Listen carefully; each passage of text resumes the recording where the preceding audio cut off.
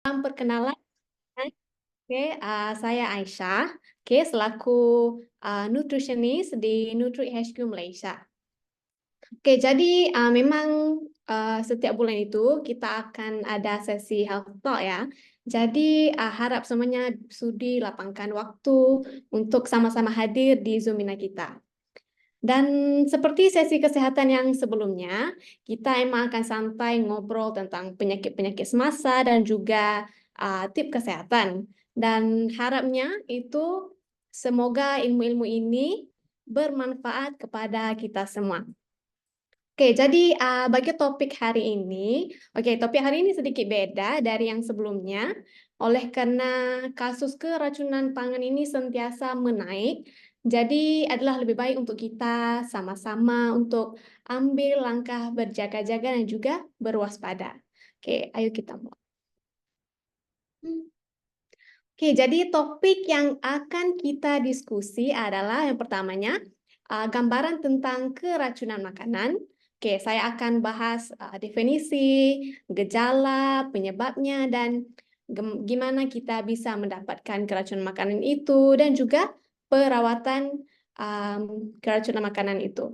Dan kemudiannya juga kita akan lihat tipe makanan yang dibutuhkan ketika lagi sedang keracunan. Dan contohnya apa yang harus dikonsumsi dan juga apa yang harus dihindari.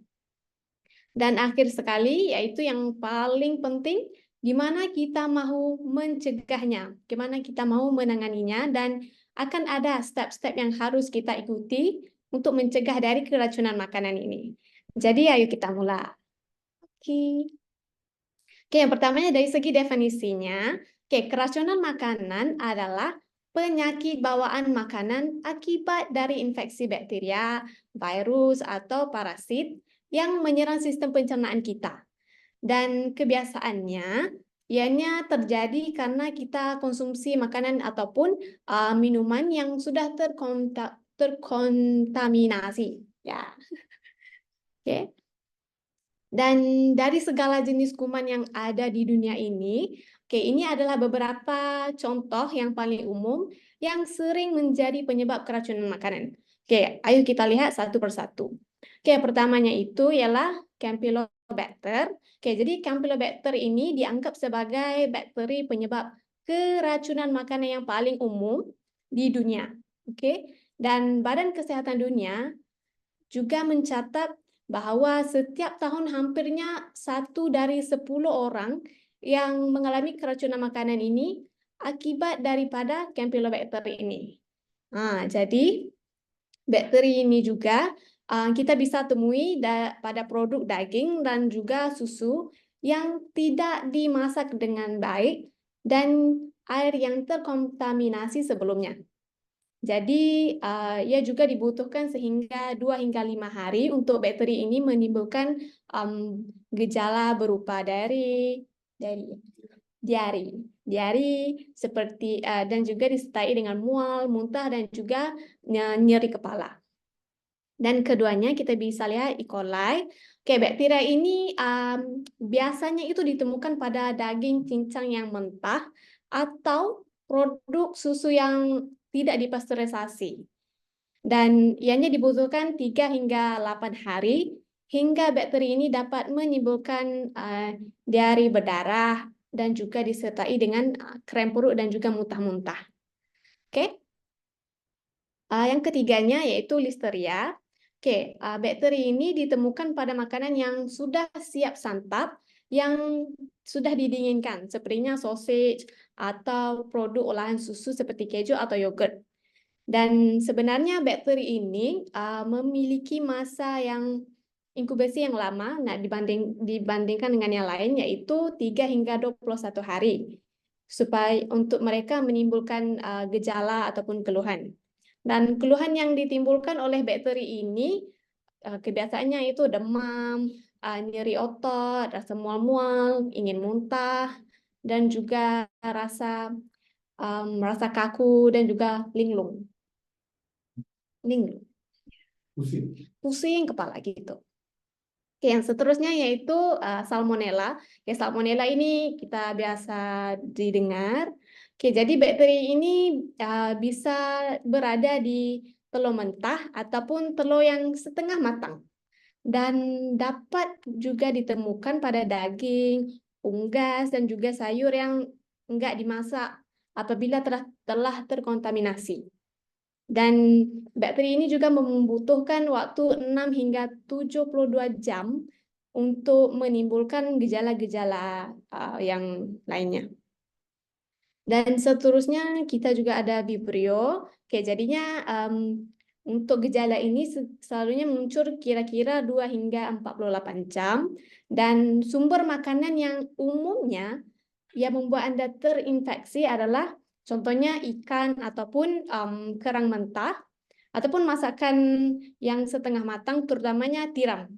Ya, karena kita tahu ya tiram kebiasaannya orang itu makan mentah yang nggak dimasak, jadi ya ada risikonya di situ. Dan selain pada itu juga, air yang tercemar, beras, buah-buahan, dan juga sayuran segar juga bisa adanya Vibrio ini. Oke, jadi yang membahayanya itu bakteri penyebab keracunan makanan ini juga bisa ya kita temukan di kolam renang, di danau, di kolam, ataupun air laut. Jadi kitanya harus berhati-hati dan pastikan makanan kita itu dimasak dengan matang. Dan yang penyebab yang seterusnya yaitu dikategorikan juga virus dan juga parasit. Oke, yang pertamanya norovirus, di mana virus ini menyebabkan keracunan makanan yang di mana ia bisa berpindah dari satu orang ke lainnya lewat kontak langsung. Oke, jadi orang yang pembawa virus ini bisa memindahkan virus itu ke makanan, dan dari konsumsi makanan itulah orang yang sehat seperti kita ini bisa dapat penyakit tersebut. Oke, dan yang keduanya virus hepatitis E. Jadi biasanya untuk virus ini gejala itu akan muncul sekitar 15 hingga 50 hari setelah kita makan makanan yang terkontaminasi. Dan kebiasaannya sumber makanan yang bisa menyebabkan Anda keracunan ialah seperti kerang yang mentah, dan sesetengah makanan yang setengah matang seperti telur, buah-buahan, dan juga sayuran segar, dan juga makanan mentah yang lainnya. Oke, dan selain itu, semua makanan dan juga air yang terkontaminasi kotoran manusia juga bisa menyebabkan kita mendapatkan virus ini.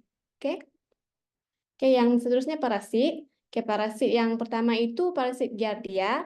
Jadi infeksi Giardiasis ini bisa menjadi penyebab keracunan makanan juga.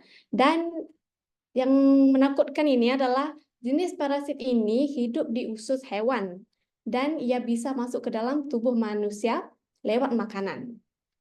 Ya, jadi apabila kita konsumsi makanan yang udah terkontaminasi dengan parasit ini, dari situlah kita bisa mendapatkan infeksi ini.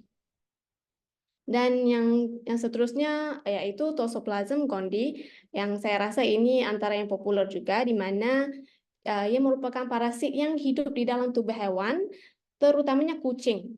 Ya, dan penularan virus ini umumnya enggak terjadi dari manusia ke manusia.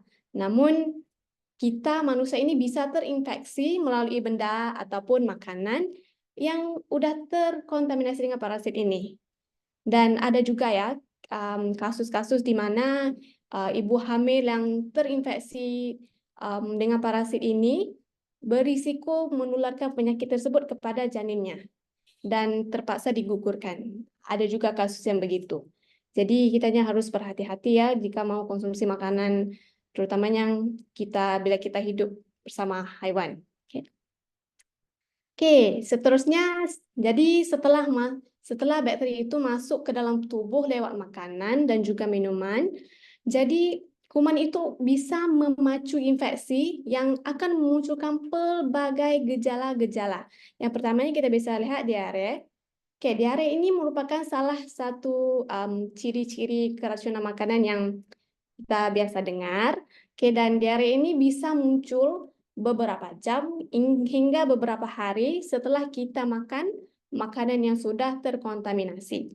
Dan sebenarnya diare ini pada dasarnya adalah upaya alami tubuh kita untuk mengeluarkan bakteri ataupun virus yang penyebab keracunan itu melalui najis tersebut. Oleh itu badan kita secara naturalnya akan mengeluarkan virus ataupun parasit yang ada dalam tubuh kita melalui diare itu. Oke, yang seterusnya muntah dan juga mual. Oke, ini sama juga seperti diare, tapi muntah dan mual ini sebetulnya adalah sama juga refleksi untuk mengeluarkan kuman daripada tubuh kita, tapi yang berlaku dari tekanan daripada perut kita, dari lambung kita. Jadi tekanan dari lambung kita itu akan memaksa isi lambung kita untuk naik ke atas dan ke tenggorokan dan juga mengeluarkan makanan ataupun bakteri itu melalui muntah Anda. Oke. Dan seterusnya perut mulas dan juga kram.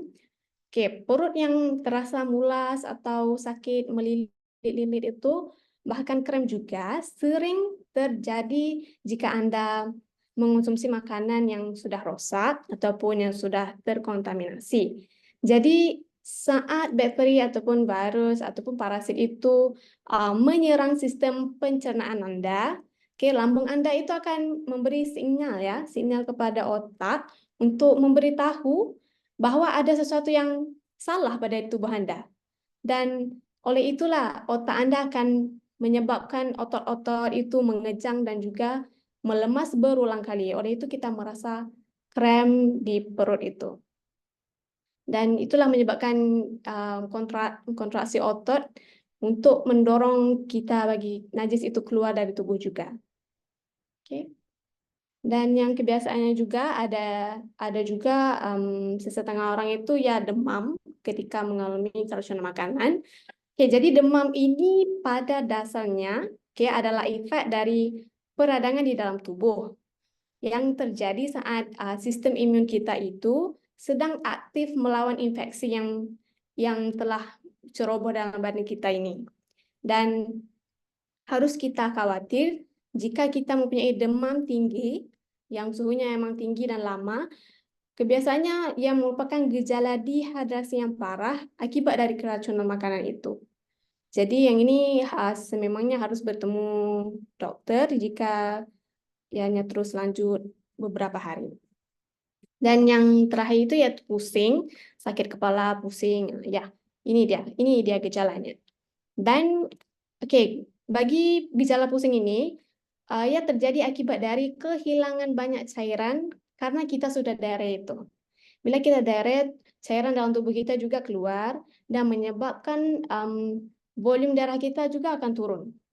Jadi bila darah volume kita itu turun, tekanan darah juga akan ikut turun dan menyebabkan pasokan aliran darah ke otak itu tidak mencukupi. Dan karena inilah yang akan menyebabkan Anda merasa pusing, merasa pening ketika Anda keracunan makanan. Oke, gimana kita bisa mendapatkan keracunan makanan itu?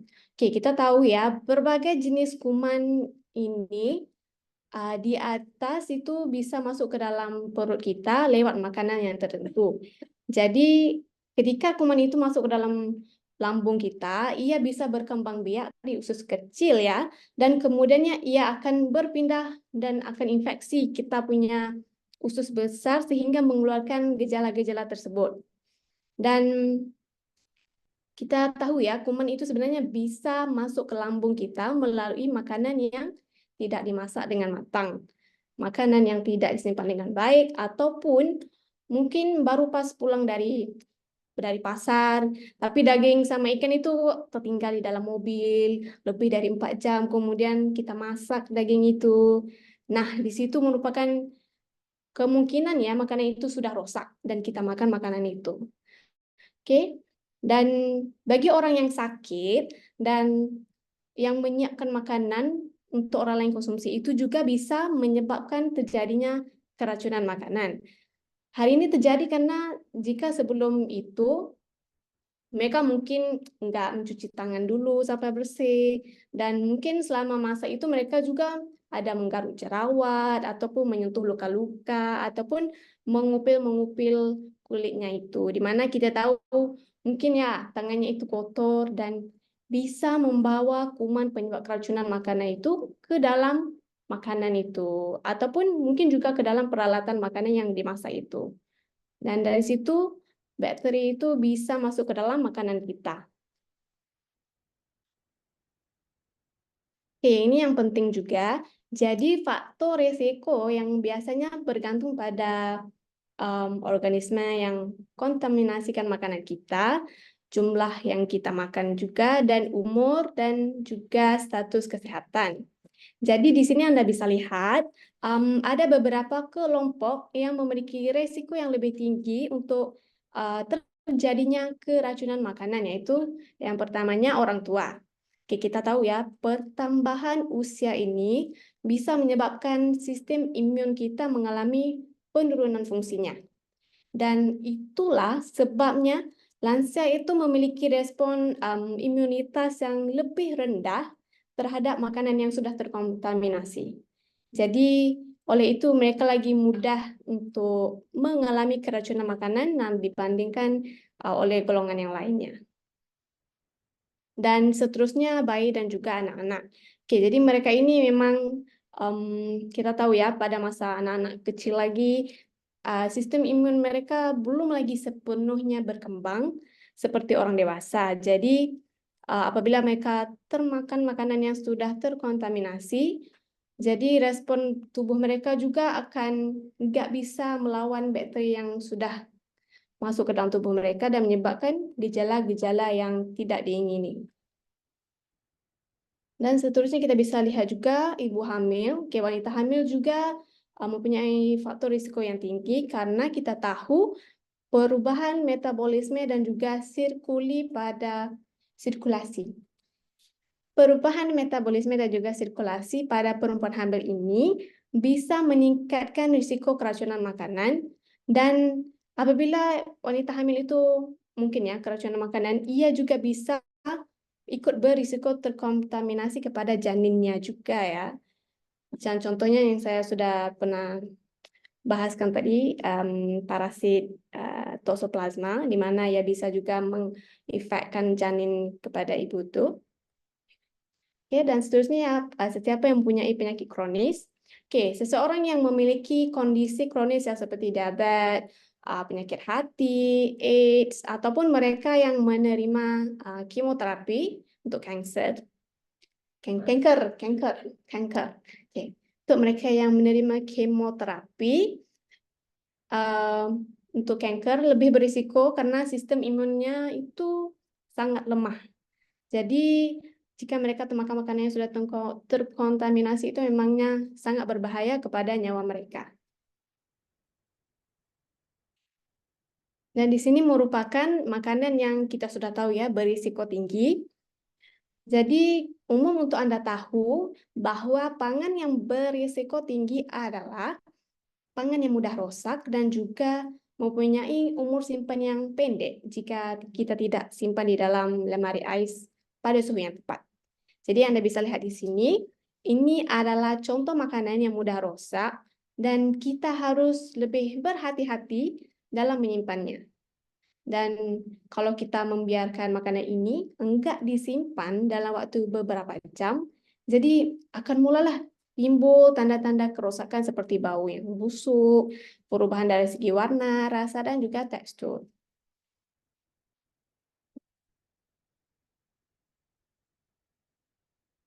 Dari segi perawatannya, kayak keracunan makanan biasanya bisa diobati di rumah juga. Dan dengan cara yang pertama kita harus tetap terhidrasi dengan banyak minum. Enggak salah minum air kelapa, minuman minuman olahraga, ataupun apa-apa air. Asotonik. Air asotonik, 100+. Ya, itu bagus. Oke. Jika Anda keracunan makanan, jadi penting untuk Anda kekal terhidrasi dengan baik. Jadi Anda bisa aja minum air olahraga, air 100+, yang tinggi elektrolit. Dan ataupun mungkin jus buah ataupun air kelapa, yang dimana ia juga bisa memulihkan karbohidrat dan juga membantu mengatasi rasa lelah itu. Dan yang paling penting Anda harus hindari kafein seperti teh ataupun kopi yang dimana kafein ini bisa mengiritasikan saluran pencernaan Anda. Oke. Dan seterusnya yang keduanya Anda bisa minum obat. Oke, obat-obatan yang kebiasaannya dipreskripsi dokter itu bisa membantu Anda mengatasi diare dan juga menekan rasa mual itu. Dan obat ini juga akan menggunakan muntah dan juga diare itu untuk membuang racun itu dari tubuh. Dan tapi jika Anda memiliki kasus yang tertentu, dokter juga bisa mempreskripsikan obat antitoksin. Oke. Yang ketiganya yang di antara yang penting yaitu memilih makanan yang tepat untuk kesehatan lambung Anda. Jadi makanan yang tepat adalah makanan yang mudah dicerna oleh tubuh. Dan yang makanan yang terbaik adalah makan yang mungkin terasa hambar dan tidak mengiritasikan lambung Anda. Oleh itu, pada waktu ini Anda harus memilih makanan yang tepatlah supaya Anda bisa proses pemulihan itu lebih cepat. Dan yang terakhirnya istirahat. Oke, istirahat ini sangat penting bagi mereka yang keracunan makanan karena badan kita itu sudah melawan pelbagai kuman, bakteri yang dalam tubuh kita. Jadi badan kita juga memerlukan rehat. Dan mungkin ada juga kasus yang parah di mana mereka memerlukan hidrasi dengan cairan ya cucuk masuk ke dalam tubuh itu. Ya di rumah sakit itu yang teruk lah, yang parah. Oke. Oke, di sini diet berat ataupun diet BRET, oke, singkatannya yaitu dari banana, rice, apple sauce, and toast, ataupun pisang, nasi, sari apple, dan juga roti panggang. Jadi, contoh diet ini aman untuk perut Anda dan juga bisa membantu meringankan diare karena ia mengencangkan kotoran Anda dan menggantikan beberapa nutrisi yang mungkin juga hilang karena muntah itu. Namun harus diingati ya, diet ini hanya bermanfaat untuk jangka waktu yang singkat saja. Karena mungkin dalam 1 hingga 2 hari saja, dan tempo selebihnya Anda harus konsumsi makanan seperti biasa. Hal ini karena diet ini nggak direkomendasikan karena ianya tidak mempunyai nutrisi yang mencukupi lah. Dan diet ini hanya untuk membuatkan perut Anda itu tidak terbeban untuk dicernakan. Oleh itu ya ada makanan yang ringkas-ringkas saja di sini. Dan di sini ialah makanan yang harus Anda konsumsi saat keracunan makanan. Oke, mungkin ketika keracunan makanan itu mungkin Anda merasa terlalu mual dan mau rasa muntah ya untuk pada hari pertama. Dan selama Anda rasa masih muntah itu Anda harus konsumsi cairan seperti air putih, kaldu, jus buah, ataupun minuman olahraga.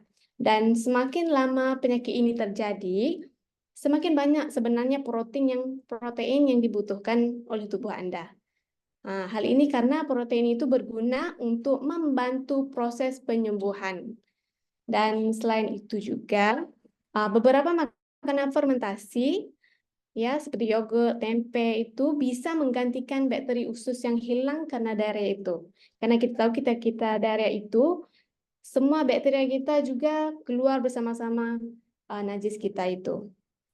Dan oleh itu direkomendasikan juga untuk mengonsumsikan yogurt dan juga tempe untuk menggantikan bakteri baik di usus Anda.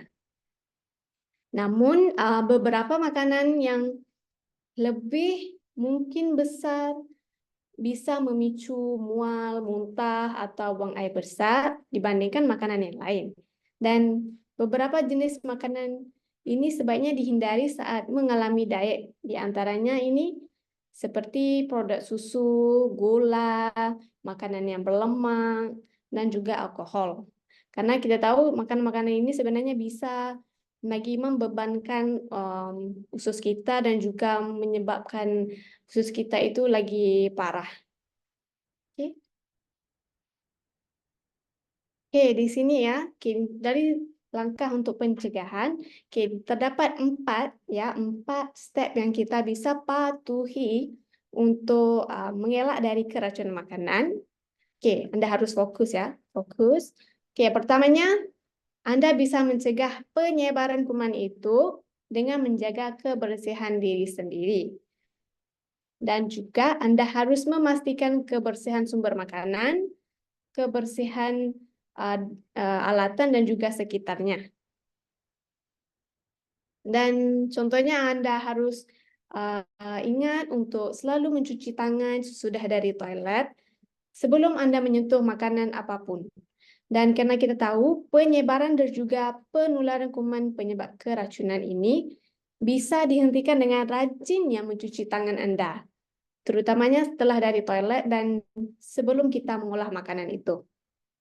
Oke, dan Anda harus pastikan juga, untuk mencuci bahan makanan dan ya memasak dengan air yang bersih.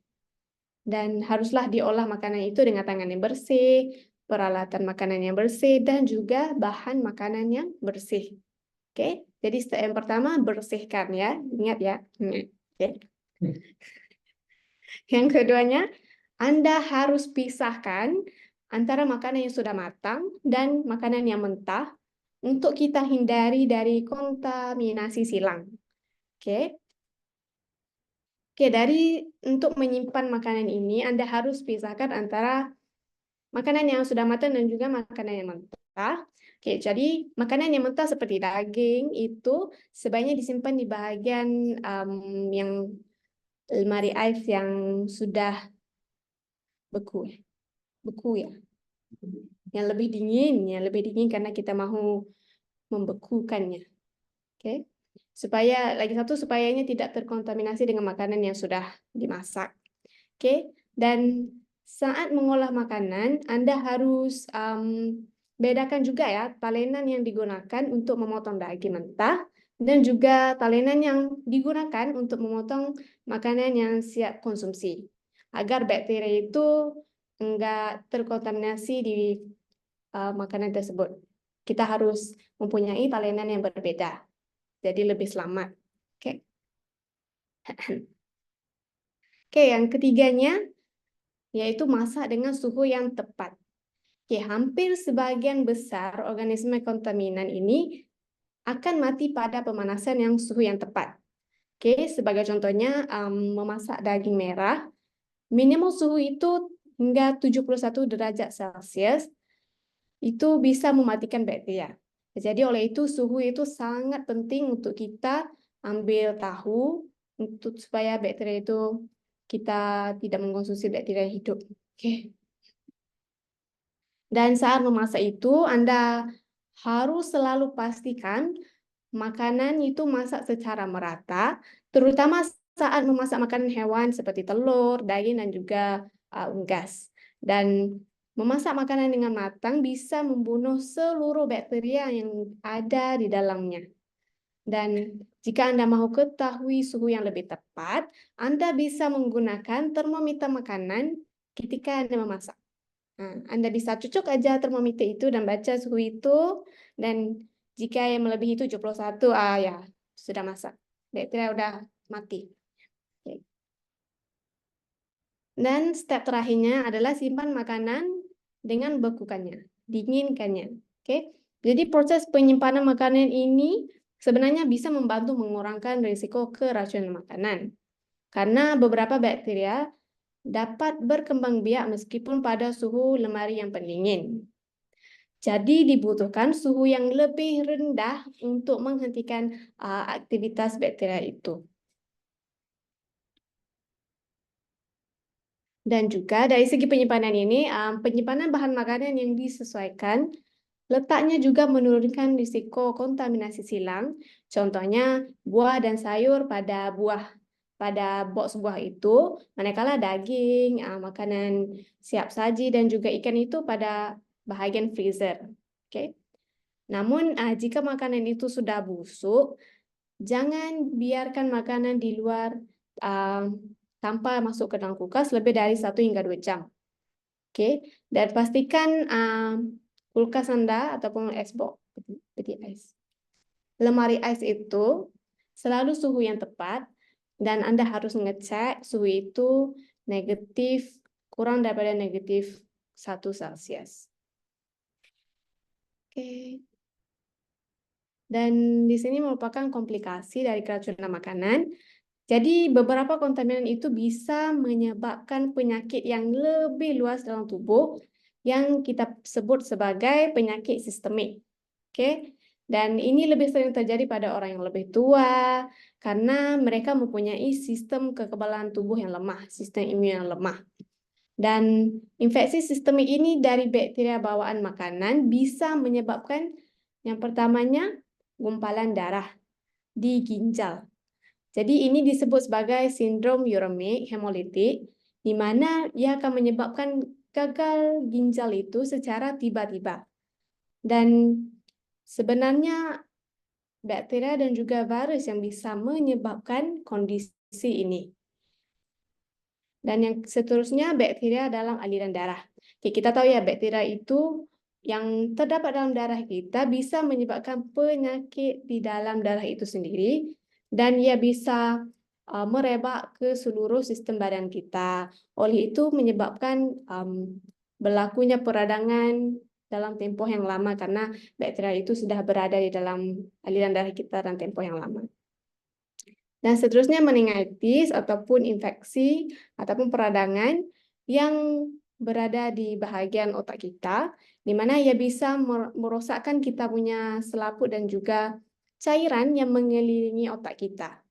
Jadi kondisi ini sebenarnya dianggap sebagai parah juga karena ia sudah sampai ke otak. Ya, infeksi yang sudah sampai ke otak. Dan akhir sekali yaitu sepsis. Oke, jadi sepsis ini adalah reaksi berlebihan dari sistem imun kita terhadap penyakit sistemik yang merosak dari jaringan tubuh sendiri.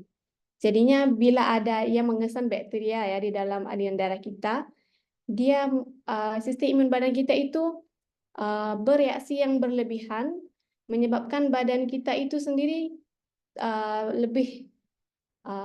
menyebabkan badan kita itu rosak sendirinya karena ia mengesan bakteria itu. Oke, jadi kesimpulannya, oke, ayo kita coba refresh apa yang kita sudah bahas hari ini. Oke, pertamanya kita bisa dapat keracunan makanan dari konsumsi makanan yang sudah rusak atau terkontaminasi. Dan kita tahu penyebab utamanya adalah bakteria, virus, dan juga parasit. Oke, dan bagi gejalanya, gejala yang kita harus waspada adalah diare, demam, pening, muntah, dan juga kram perut itu. Namun, jika gejala ini makin parah, sepertinya muntah darah, ataupun diare yang lebih dari 3 hari, Anda harus segera pergi ke dokter untuk mendapatkan perawatan yang lebih lanjut. Oke, yang ketiga itu kelompok yang harus kita lindungi, karena mereka mempunyai resiko yang tinggi, ialah kelompok lansia, anak kecil, ibu hamil, dan juga pesakit kronis. Dan kita juga bisa mencegah keracunan makanan dengan 4 langkah tadi, dan kita perlu praktis higienis yang baik, kita harus memastikan makanan itu bersih, matang, dan juga disimpan dengan baik. Dan yang paling penting juga Anda harus memeriksa kadaluarsa pangan sebelum Anda konsumsi makanan tersebut. Dan yang terakhirnya, Anda harus konsumsi beberapa makanan dan juga minuman saat keracunan. Contohnya Anda bisa ikuti diet berat dan juga konsumsi makanan yang sedikit hambar dan juga yang mengandungi bakteria baik seperti tempe itu, yogurt, yang mengandungi probiotik lah. Dan Anda juga harus kekal terhidrasi dan cukupkan istirahat Anda. Jadi kita bisa tahu keracunan makanan ini emangnya terkait sama kesehatan lambung kita. Dan inilah produk-produk yang aman untuk mendukung kesehatan lambung yang mantap. Dan namun di sini saya tidak memasukkan serat dari green mix karena serat itu sulit dicerna dan bisa memperburukkan gejala keracunan makanan. Namun kita juga bisa lihat di sini ya, kita ada biospray, biospray plus yang kita emang tahu memang terbukti bisa regenerasi dan menguatkan sel tubuh kita. Dan oleh itu yang memang cocok banget untuk pemulihan sel tubuh kita. Namun enggak semestinya orang yang punya penyakit kronis seperti diabetes, hipertensi, ataupun gagal ginjal bisa konsumsinya. Tapi kenyataannya sebenarnya orang yang sehat seperti saya juga bisa konsumsi biospray ini. Dan jika mungkin ada harinya saya terkena keracunan makanan, jadi saya harus konsumsi biospray karena kita tahu biospray ini bisa memulihkan kita punya sistem tubuh kita, termasuk juga saya punya lambung yang dalam keadaan sakit itu. Dan saya lihat juga kita hanya fokus kepada yang punya penyakit kronis, sedangkan sebenarnya produk kita ini emangnya juga bisa dikonsumsi untuk segala macam masalah yang terkait sama kesehatan tubuh kita. Oke, jadi oleh itu kita harus mempunyai perspektif yang luas dan juga dari situ kita akan mempunyai target market yang luas untuk market yang produk kita ini. Oke, dan ayo kita lihat kajian di sebalik produk-produk kita ini. Oke, jadi setelah Anda merasa sedikit membaik itu, oke, Anda bisa mengonsumsi probiotik untuk mendapatkan bakteria baik yang dimana ianya bisa bertindak melawan mikrob berbahaya yang menyebabkan diarrea itu. Dan sebenarnya probiotik ini juga bisa membantu mengurangi peradangan dan juga kerusakan pada usus. Meskipun masih juga memerlukan penelitian lebih yang lanjut, tapi terdapat juga beberapa bukti menunjukkan bahwa probiotik kita ya bisa membantu mempercepatkan pemulihan gejala keracunan makanan seperti diarrea. Maksudnya jika kita mempunyai gejala diarrea, ya bisa mempercepatkan pemulihannya. Oke, dan penelitian juga menunjukkan bahwa beberapa probiotik itu bisa membantu mempersingkatkan durasi diarrea itu. Mungkin sebetulnya orang itu akan diarrea dalam 4-5 hari. Tapi apabila yang konsumsinya probiotik itu hanya perlukan mungkin dalam sehari 2 hari aja udah pulih. Oke. Dan seterusnya itu kita punya produk regenerasi kita, Biospray dan Biospray Plus, yang mana emang terbukti ya bisa membantu mengatasi keracunan makanan dengan membantu memperbaiki dan juga menggantikan sel-sel yang rusak dalam sistem pencernaan kita itu. Jadi ia bisa mempercepatkan pemulihan tubuh kita, terutamanya lambung kita itu.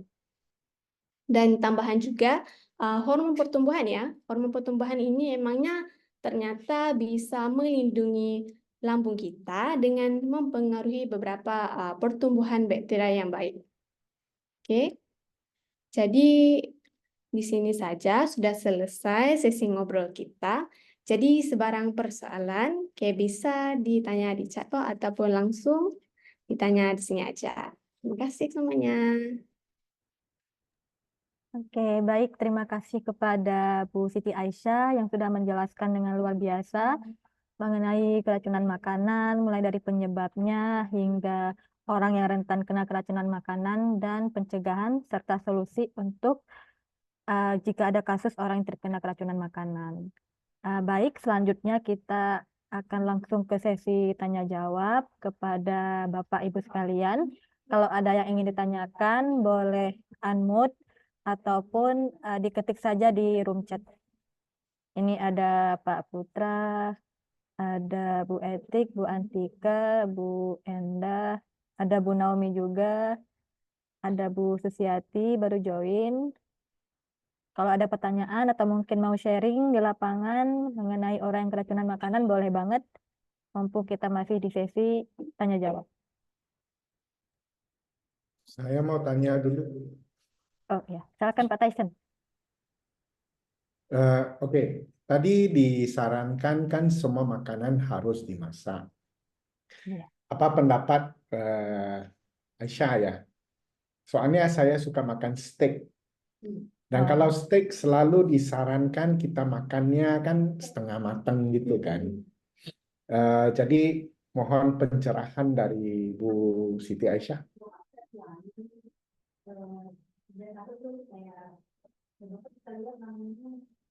Oke, bagi menjawab persoalan Pak Tyson, oke, jadi di sini sebenarnya ada beberapa jenis kategori makanan yang emangnya harus betul-betul masak ataupun betul-betul dimasak dengan matang. Contohnya seperti ayam. Oke, karena ayam itu jika kita makan separuh matang bisa mengandungi bakteria yang salmonella yang sudah kita tahu memang penyebab keracunan makanan. Namun berbedanya bagi makanan daging seperti steak yang Pak Des katakan tadi, karena steak itu ia mempunyai suhu yang lebih rendah, di mana bakteria yang ada di dalam steak itu bisa mati pada suhu yang rendah. Oke. Oleh itu ya berbedalah. Oke, Pak Tyson jelas? Ya, jelas. Terima kasih. Sama-sama kasih. baik, Bu Siti Aisyah yang telah menjawab pertanyaan Pak Tyson. Untuk peserta bagaimana dari Bapak Ibu sekalian, ada yang ingin ditanyakan?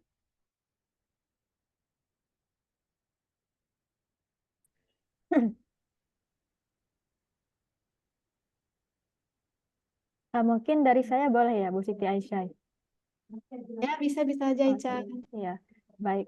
Mungkin tadi kalau saya tidak salah tidak ada pembahasan atau ada disinggung tentang jamur ya. Soalnya saya pernah ada saudara ketika makan sup jamur tiba-tiba ternyata kena keracunan makanan. Mungkin bisa dibahas sedikit jamur yang bagaimana yang aman dimakan. Soalnya padahal jamur itu dibeli ya di pasar gitu ataupun di supermarket yang mungkin kita kira aman untuk dimakan gitu. Ya.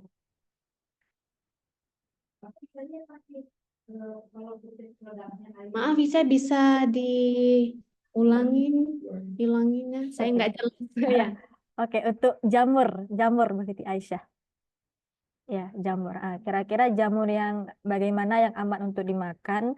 Soalnya pernah ada saudara kena keracunan makanan dari makan jamur. Padahal jamurnya itu dibeli di supermarket gitu. Kan kita kirain kalau udah beli di supermarket udah aman, padahal bisa keracunan juga. Jadi mungkin ada sedikit pembahasan mengenai jamur yang bagaimana yang aman dimakan dan yang tidak aman dimakan gitu. Ya.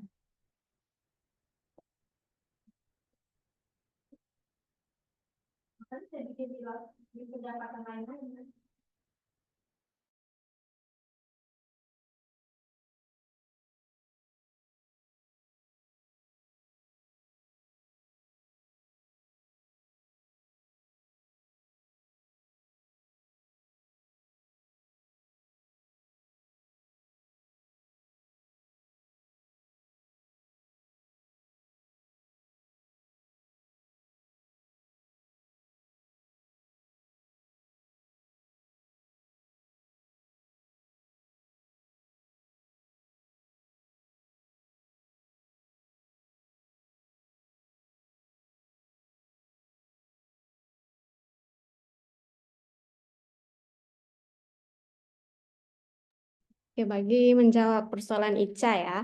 Oke, kebiasaannya apabila kita memasak apa-apa makanan pun, yang terutamanya kalau jamur itu, jika kita masak pada suhu yang tepat, ya seharusnya itu bakteria itu sudah matilah dan makanan itu selamat dikonsumsikan. Namun mungkin selepas makanan itu dimasak, ianya mungkin ya terbiar, nggak ditutup ataupun apa-apa, mungkin menyebabkan makanan itu sebetulnya bisa terkontaminasi juga dari situ. Dan mungkin itu juga lah salah satu penyebabnya. Namun setahu saya itu kebiasaannya jamur yang beracun itu saja yang bisa menyebabkan reaksi keracunan makanan itu. Tapi saya nggak pasti lah jika pasaran di toko-toko Indonesia di situ ya ada cambung nggak ya? Ya, mungkin dari situlah. Oke, baik Bu Siti Aisyah. Mungkin kemungkinan ada bercampur dengan jamur yang beracun gitu ya. Mungkin ya. Ya, oke, baik. Terima kasih. Ini ada pertanyaan dari Bu Antika di chat room. Pertanyaannya yaitu bagaimana kalau kita sering makan ikan laut mentah kayak di rumah makan Jepang. Oh iya, kan olahan Jepang biasanya banyak yang ikan-ikan mentah gitu. Ya, jadi biasanya kalau kita itu makan makanan Jepang kan emangnya ya ada sashimi ya yang Nah, mentah-mentah itu kan. Jadi sebenarnya dengan cara masak itu sebenarnya mereka hanya menggunakan lemon untuk membunuh bakteria-bakteria yang ada pada uh, lauk ikan mentah itu. Jadi ianya selama dikonsumsi, tetapi harus juga berwaspada karena ada juga kasus di mana ada parasit, ya ada parasit di ikan itu dan menyebabkan berbagai macam komplikasi lah. Jadi em, sebenarnya bisa aja dimakan karena mereka udah membunuh bakteria itu menggunakan lemon itu. Karena lemon itu kan acidic kan, asid. Jadi ianya bisa membunuh bakteria itu. Harap bisa menjawab persoalan Bu Antika. oke, baik, Bu Siti Aisyah. Bagaimana Oke, Bu siap. Antika? Iya. Sudah menjawab, Bu? Sudah siap. Makasih ya jawabannya Bu Aisyah. Oh iya. Baik, terima kasih Bu Antika dan Bu Siti Aisyah yang sudah menjawab. Apakah ada pertanyaan lain dari Bapak Ibu sekalian?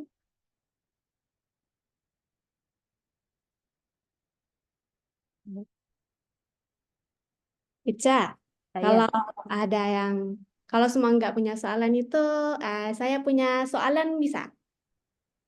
Oh, Saya punya soalan juga untuk kalian ya. oh, baik Bu Siti Aisyah, silakan Bu. Oke, mungkin Ica bisa bantu sesiapa yang mau ditanyakan. Oke, Iya. jadi soalan saya itu seneng aja, oke, gampang aja.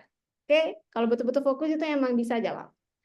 Oke, jadi apa 4 langkah pencegahan keracunan makanan yang sudah saya sebutkan tadi? Nah, ada sesiapa yang bisa jawab dengan tepat?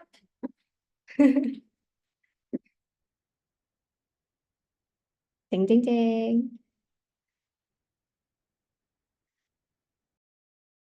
Kalau betul hadiahnya 1 paket 7.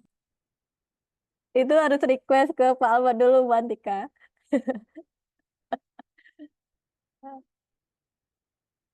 Ayo, ada yang ingin menjawab, Bapak Ibu sekalian?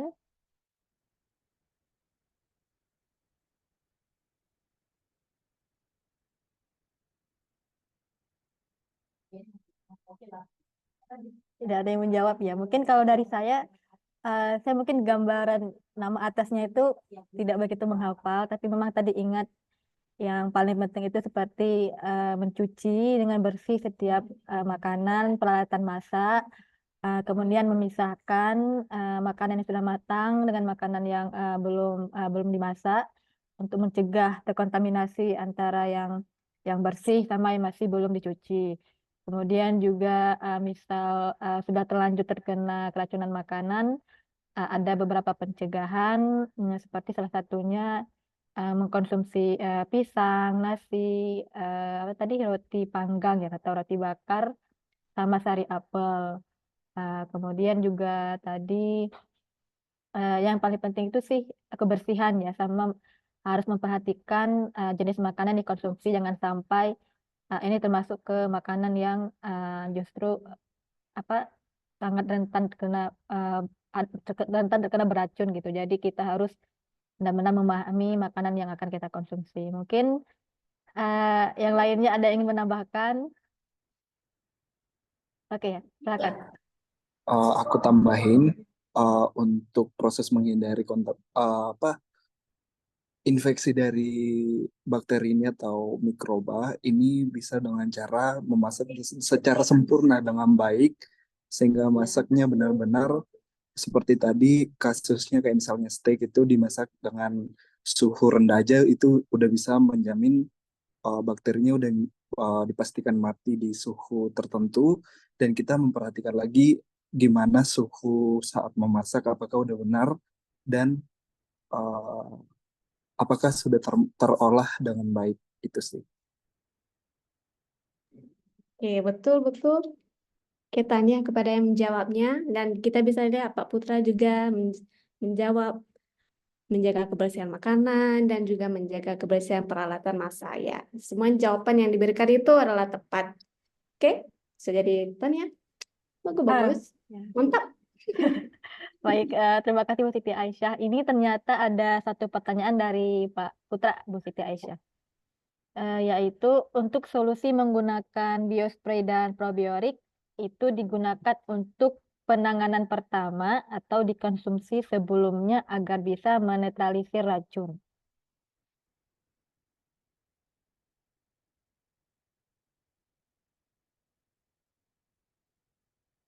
Oke, berarti apa dipakai ketika saat ada kasus keracunan ataupun mungkin sebaiknya dikonsumsi jika kita mungkin akan memakan yang makanan yang cenderung beracun gitu ya kalau tidak salah.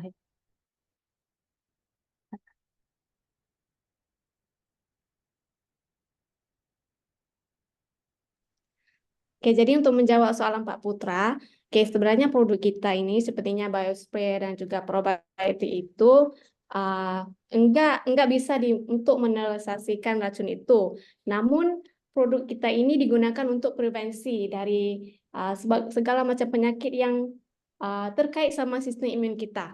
Jadi apabila kita udah mempunyai sistem imun yang mantap, yang sehat, jadi apapun penyakit seperti keracunan makanan ini juga badan kita bisa melawannya dan bisa memulih dalam masa yang cepat.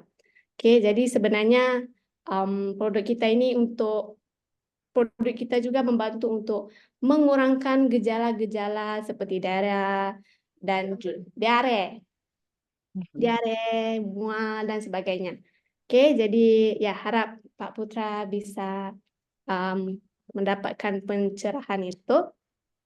Oke. Oke, baik. Dari jawaban Bu Siti Aisyah, kurang lebih ini memang bagusnya untuk preventif ya, Bu Siti Aisyah ya. Ya betul, prevensi. Bagaimana Pak Putra, apakah sudah terjawab?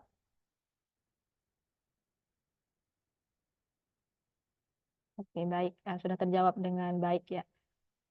Oke, Bapak Ibu yang lainnya, apakah ada pertanyaan lagi? Sedikit Mbak Ica, sore. Oke, boleh Bu Naomi silakan. Iya, ini lagi di rumah. Selamat sore Bu Siti Aisyah. Selamat sore. Selamat, terima kasih, materinya sangat bagus sekali ya buat kita. Terutama kita ini kan kadang nanti sudah terkena baru kita harusnya seperti ini. Ya, harusnya kita masak tapi kadang kita makannya mentah. Nah, kayak di Makassar ini kita kebanyakan itu kita memang suka dengan yang mentah-mentah, Pak. Kadang ikan yang harusnya dimasak itu hanya ditaruhin apa namanya jeruk nipis itu hanya untuk membuat untuk masak secara apa namanya untuk apakah itu bisa memasak atau bisa memasakkan makanan atau hanya untuk menghilangkan bau amisnya ya kan itu dikasih jeruk nipis. Nah kalau di Makassar ini kadang itu setelah ditaruh jeruk nipis disimpan kurang lebih 5 menit itu sudah makan. Itu kebanyakan di sini karena di sini di Makassar ini kan kebanyakan pinggir laut sehingga orang itu lebih banyak mengkonsumsi ikan-ikan yang seperti itu. Padahal kan harusnya ikan itu dimasak tadi kan Mbak Siti bilang harusnya dimasak sesuai dengan proporsinya, ya artinya sesuai dengan keharusan dia dimasak. Misalkan ikan ini kan ada ketentuan ya, Mbak. Harus ada ketentuan untuk dimasak berapa menit dan dikonsumsi. Nah, sama dengan daging. Daging itu kan harusnya dimasak dengan berapa suhu, kemudian berapa lama, sehingga baru bisa dikonsumsi. Nah, kebanyakan sekarang itu kan anak-anak remaja sekarang itu kan apa ya, Mbak Ica ya, barbecue ya, apa namanya ya, itu kan lebih suka yang begitu-begitu ya, lebih banyak lagi sekarang. Kedengaran suara saya? Kedengaran Bu Lebih Naomi. banyak, Ya. lebih banyak kan mengkonsumsi seperti itu sekarang. bahkan bukan lagi sebagai makanan pelengkap, tapi juga sudah merupakan makanan utama. Kan sehari kan itu pulang ke rumah sudah hanya istirahat dan hanya itu aja yang dimakan lagi sampai. Nah, tadi sudah dijelaskan juga Bu Aisyah bagaimana akan prebiotik dan biospray ini ya, yang kita bisa konsumsi hari-hari dan juga digunakan oleh pasien kita, sehingga secara ini sebenarnya secara pemahaman kita sebagai nutrik, sebenarnya orang nutrik kita tidak perlu takut lagi selama pasien kita menggunakan prebiotik dan biospray, kita tidak perlu lagi cemas karena mereka sudah punya pengaman, ya safety untuk makanan yang akan mereka makan sehari-hari. Ya. Nah, pertanyaan saya, Mbak Aisyah, prebiotik tadi hampir sama sebenarnya. Pertanyaannya apakah itu digunakan sebagai pencegahan atau digunakan sebagai pengobatan?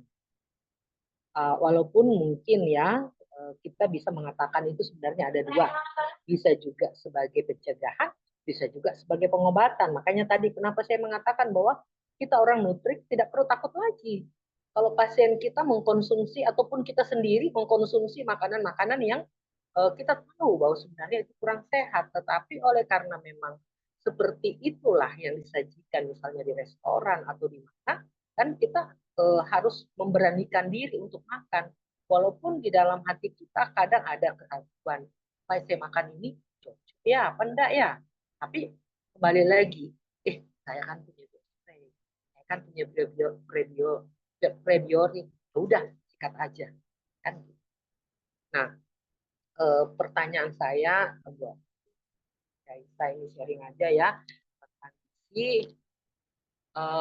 sebenarnya kita ini lebih melihat daripada kandungan biospray dan prebiotik ini, menurut Mbak Aisyah sebenarnya kita mengkonsumsi yang mana yang lebih banyak, yang lebih teratur, apakah prebiotik ini atau biospray? Walaupun kita tahu bahwa biospray ini kan hanya prebiotik ini kan hanya pelengkap untuk biospray. Tetapi manakala kita menghadapi pasien di lapangan, kadang kan klien di lapangan, kadang kan kita juga ada ambigu, ya, ada kebingungan untuk menyarankan apakah dia menggunakan biospray atau dia menggunakan spray. Ini ditinjau dari yang kita paparkan hari ini, karena tentu kalau kita orang nutrik, ya orang nutrik kan pasti kita mengarahnya kepada biospray.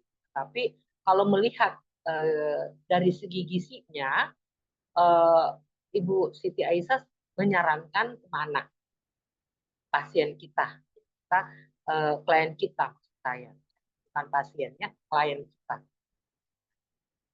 Seperti itu mungkin Bu Aisyah, Mbak Ica. Baik, terima kasih Bu Naomi atas sharing dan pertanyaannya. Mungkin Bu Siti Aisyah boleh bantu menjawab terlebih dahulu.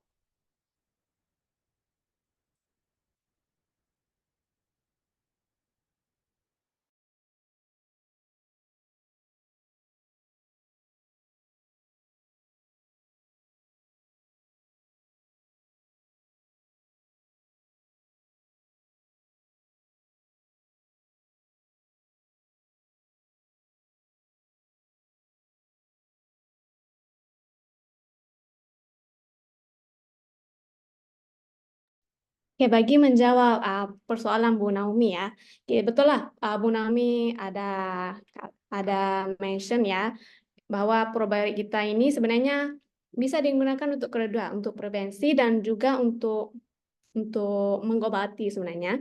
Dari segi prevensi itu, probiotik bisa semangnya bisa membantu meningkatkan sistem imun kita. Oke, jadi badan kita itu lebih kebal daripada sebarang infeksi. Dan dari segi gimana probiotik bisa membantu mengurangkan simptom-simptom ataupun gejala dengan caranya itu menambahkan lagi bakteria baik yang berada di dalam usus itu. Jadi usus itu bisa memulih dengan cepat. Tapi saya paham ya ada concern ataupun ada concern apa ya? Ada keluhan juga mungkin mau rekomendasi produk yang mana satu, sama ada probiotik ataupun kedua-duanya sekali dengan biospray. Oke, jadi itu bergantung kepada customer kita. Jika dia itu bisa membeli kedua-duanya, yaitu probiotik dan juga biospray. Jadi ya kita emang cadangkan emangnya kedua itu kombinasi yang sangat hebat untuk membantu memberi kesehatan lambung kita yang lebih baik. Namun jika ianya kurang kemampuan itu, jadi bisa aja direkomendasikan probiotik ini, karena kita tahu probiotik ini bisa membantu dari segi prevensi dan juga untuk mengobati sebarang masalah kesehatan yang berkaitan dengan lambung kita. Nah, itu kan.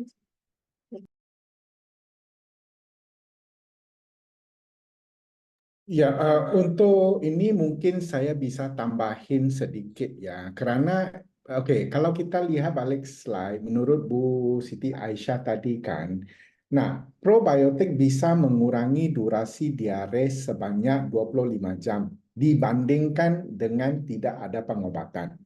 Jadi sekarang kita bicara pencegahan ataupun pengobatan dulu ya, oke? Untuk pencegahan pastinya mereka kalau ambil hari-hari tubuh kuat, imun sistem kuat. Nah, untuk mereka kena keracunan makanan mungkin bisa berkurang. Oke, tapi ini kalau andaikan mereka sudah kena, nah pastikan juga kan kalau kita kena keracunan makanan, jadi ada banyak simptomnya, ada banyak faktor yang di dalam lambung kita. Bukan hanya diare. Ada kadang-kadang masuk angin lah, jadi kita diberi obat untuk keluarin angin apa gitu. Oke, jadi kalau yang sudah kena, untuk mengobati pasti disarankan kalau untuk member-member ya yang di lapangan ya, kita sarankan mereka untuk ke dokter. Ya kan sudah kena kan, jadi harus ke dokter juga untuk ambil apa-apa obat yang harus diambil. Oke, tapi setelah itu mereka juga konsumsi probiotik, untuk mengurangi gejala sakitnya itu loh. Jadi mungkin diarenya bisa dikurangin. Ya, dia ada pengobatan, tapi diarenya mungkin jangka waktu ini. Tapi kalau dia ambil sekalian dengan probiotik, diarenya bisa jadi kurang loh. Ya, jadi itu untuk dari segi pengobatan gitu. Oke, jangan salah anggap ataupun kirain bahwa probiotik bisa obatin keracunan makanan. Ya, jadi maksud Bu Siti Aisyah bukan di sini, tapi dia bisa kurangin gejalanya itu. Ya, contoh kurangin durasi diare apa gitu. Jadi untuk kita ya pasti kita mau dong kalau kita kenalin ke orang, mereka beli dua-duanya. Probiotik ambil, biospray ambil, biospray plus ambil semua. Ya, itu tergantung ke kemampuan orang itu. Ya, jadi kalau orang itu benar-benar nggak mampu apa gimana, itulah sebabnya perusahaan keluarin produk-produk Vitanetik itu.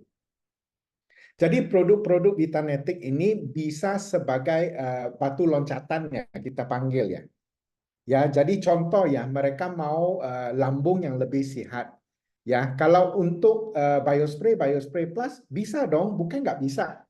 Oke, tapi andai kalau mereka nggak mampu, mereka bisa mulai dengan probiotik dulu. Oke, karena kita kan kalau lambung kita sehat, sistem pencernaan kita sehat, kan dari sistem pencernaan kan bisa menghasilkan sistem imun tubuh yang bagus. Oke, jadi itu bisa menjadi satu batu loncatan untuk mereka untuk memulai untuk menggunakan barang-barang ataupun produk-produk dari Nutrik. Ya Bu Naomi. Jadi jangan gimana mau ngomongnya? Jangan segan ya. Jangan segan untuk tawarin ke mereka probiotik, biospray, biospray plus. Tapi andai kalau mereka nggak mampu, ya udah Bapak, Ibu, ambil probiotik ini dulu. Ya, ini untuk kesehatan sistem pencernaan, kesehatan lambung kita loh. Yang biasanya kalau kita selalu makan kan, kalau lambung kita sehat, ada bakteri-bakteri yang bagus, apa yang kita makan diserap ya, nutrisinya bisa diserap dengan lebih efektif gitu loh. Jadi sebagai satu batu loncatan permulaannya untuk mereka menggunakan produk-produk dari Nutri. Ya, makanya kita ada produk-produk Vitanetic ini untuk membantu member-member supaya nanti kalau ke lapangan kan ada beberapa sebagai batu loncatan gitu loh. Jadi kalau kita ketemu orang yang mungkin aliran darahnya nggak lancar apa gitu, kita ada produk yang lain. Ya, kita ketemu produk mungkin yang nggak mampu ya. Ini sekarang saya ngomong yang nggak mampu ya. Ketemu yang hatinya yang kurang bagus loh. Bukan hati jahat ya. Hatinya kurang bagus ya. Kita bisa ke Livianic gitu loh. Ya, jadi produk-produk Vitanetic ini untuk batu loncatan. Tapi kalau mereka bisa mampu, apa salahnya mereka gunakan Biospray, Biospray Plus sekalian dengan produk Vitanetic? Karena itu akan menjadikan Biospray, Biospray Plus-nya lebih efektif itu. Contoh, Livianic kan untuk hati. Kalau sekarang kita pakai Biospray, Biospray Plus, kan dari hipotalamus ya. Oke, dari hipotalamus yang HGH-nya kemana? Ayo, HGH-nya kemana? Ke hati kan? Nah, kalau hati dia Di liver, jahat, Pak. ya, nggak bagus lah ya.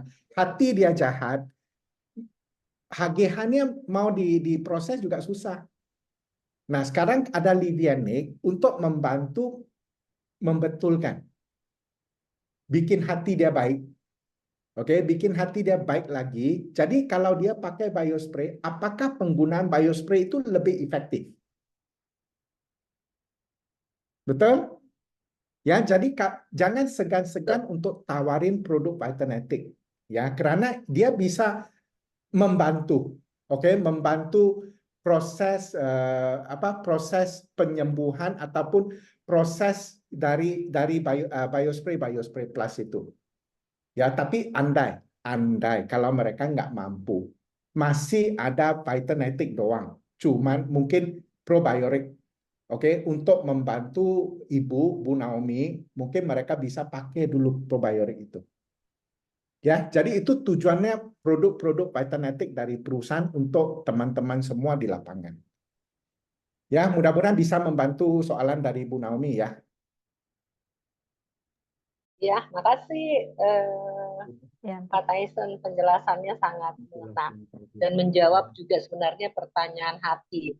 Hati saya yang waktu awal-awal lihat Vitanetic ini, jujur aja Pak Tyson, awal pertama saya juga skip ini ya. Karena kenapa biospray kita ini kan sudah jauh daripada teknologi yang sudah tinggi. Terus kemudian Nutrik membuat lagi Vitanetic, kembali lagi kita ke oral. Bahwa jadi sedikit kebingungan juga saya ya, sempat saya komunikasi sama Pak Ica, ini gimana ini artinya kita Vitanetic lagi, terus kemudian kita biospray ini kan sudah jauh banget daripada produk-produk yang lain, walaupun produk yang lain mengatakan mereka disimpan di bawah lidah, tetapi tidak bisa terserap di bawah lidah, hanya sekedar untuk sebagai promosi, media promosi untuk mengatakan bahwa mereka itu sublingual. Tapi mereka itu bukan sublingual sebenarnya, karena mereka bisa diminum. Berarti kan oral. Makasih Pak Tyson, saya jadi lebih banyak memahami memang bahwa kita juga harus memikirkan akan adanya konsumen kita yang berada di bawah. Karena kita tahu nilai daripada biospray itu kan memang agak, walaupun sebenarnya jauh banget Pak Tyson dengan produk yang sekarang lagi booming itu kan mereka hanya 28 hari, kita ini bisa sampai 6 bulan. Sementara harga kita sama. Ya, jadi sebenarnya tidak ada keraguan untuk itu sebenarnya. Cuman ya mereka gencar promosi ya, termasuk perusahaan turun untuk mereka bisa dilihat bahwa mereka ada di mana-mana ya. Artinya mungkin nanti ini juga jadi masukan buat Nutrik Pak Tyson, izin bahwa kita harus banyak untuk sosialisasi ke bawah akan adanya perusahaan Nutrik, bukan hanya sekedar untuk kita mempresentasikan produk, tetapi memperlihatkan juga ke masyarakat bahwa ini loh tujuan kita ada di bersama masyarakat ya, seperti itu. Tentang Vitanetik saya jempol banget Pak Tyson, karena itulah sebenarnya, karena banyak memang pasien-pasien kita, saya pasien waktu masih di rumah sakit banyak yang nggak mampu, tetapi kita sudah tahu bahwa organ apa yang bermasalah. Artinya misalnya livernya memang bermasalah, paru-parunya memang bermasalah, matanya memang bermasalah, jantungnya memang bermasalah, sehingga kita bisa lebih fokus memperbaiki dengan kemampuan yang ada, tetapi tidak dengan kualitas yang ada. Jadi mungkin saya banyak pasien Pak Tyson yang mudah-mudahan juga saya mau lagi ini, karena ada beberapa pasien saya di rumah sakit itu yang berhasil kreatininnya turun setelah penggunaan kurang lebih 2 minggu, ada yang 3 minggu, dan sudah 4 pasien yang saya dapatkan dia punya kreatinin cepat menurun. Dia tidak mau cuci darah, tetapi dia mau pulang ke rumah, ibarat sudah pasrah dengan kehendak Allah, tetapi dengan menggunakan biospray akhirnya mereka mereka dirawat di rumah 2 minggu, kembali lagi kontrol, ternyata kreatininnya sudah jauh menurun. Sementara kita tahu kalau gagal ginjal, salah satu kreatinin meningkat, salah satu jalan, tidak ada jalan lain adalah hemodialisis. Nah, mudah-mudahan ini bisa kita temukan jawabannya nanti ke depan ya, Pak Tyson. Ya, makasih Pak Tyson dan Mbak Isa, itu aja barangkali Mbak Ica, itu aja saya barangkali. Makasih. Ya, makasih. Oke, baik. Terima kasih kepada Pak Tyson dan Bu Siti Aisyah yang sudah menjelaskan dengan luar biasa mengenai pertanyaan dari Bu Naomi. Mungkin Bapak Ibu lainnya ada yang ingin bertanya atau menambahkan?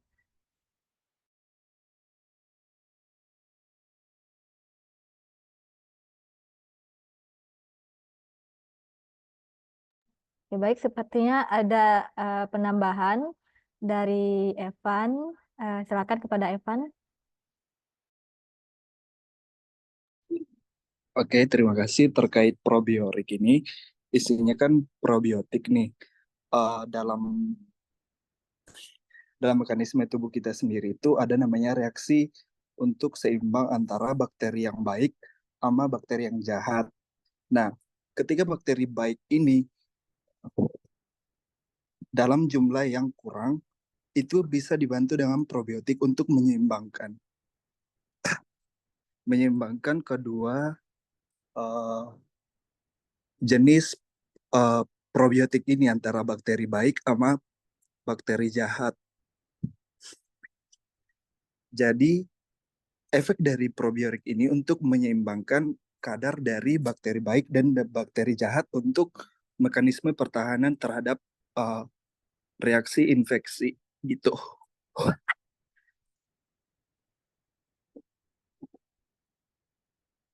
Jadi ketika bakterinya udah dalam keadaan setimbang, itu bisa sebagai mekanisme pertahanan tubuh terhadap infeksi atau serangan-serangan kuman yang jahat, sehingga kita tidak terkena infeksi dari sumber penyakit seperti kuman tadi. Seperti juga jamur juga termasuk. Ketika si antara bakteri baik dan bakteri jahat ini sudah dalam keadaan yang seimbang. Jadi di dalam mekanisme pertahanan tubuh kita itu sendiri, sebenarnya kita membutuhkan dua bakteri ini, bakteri jahat dan juga bakteri baik dalam keadaan yang seimbang gitu.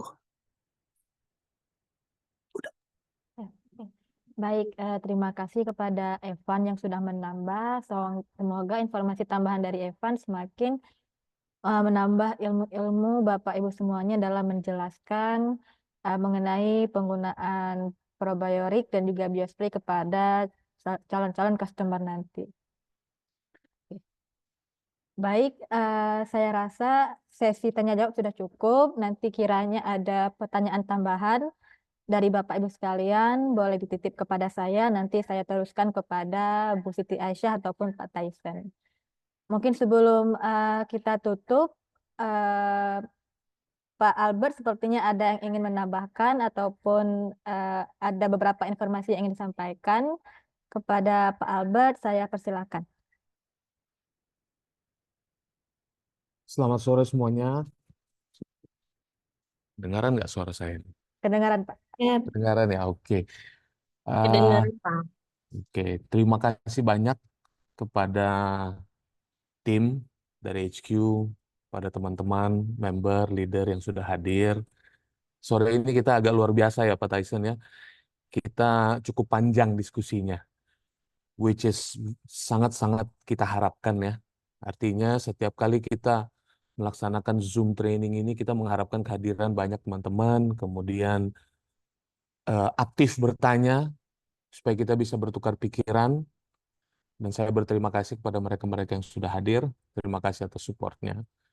Mungkin sedikit dari saya kembali ingin menyampaikan bahwa jangan kita lupakan Vietnam kita, ya, bulan Oktober, AE Vietnam 2024.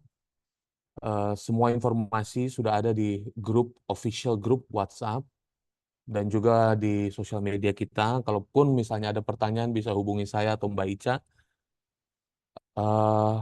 Ini adalah kesempatan yang baik di tahun ini, di mana kita akan bersama-sama dengan HQ dan seluruh Nutrik Global untuk menyaksikan recognition yang sangat luar biasa yang akan kita adakan nanti di Vietnam.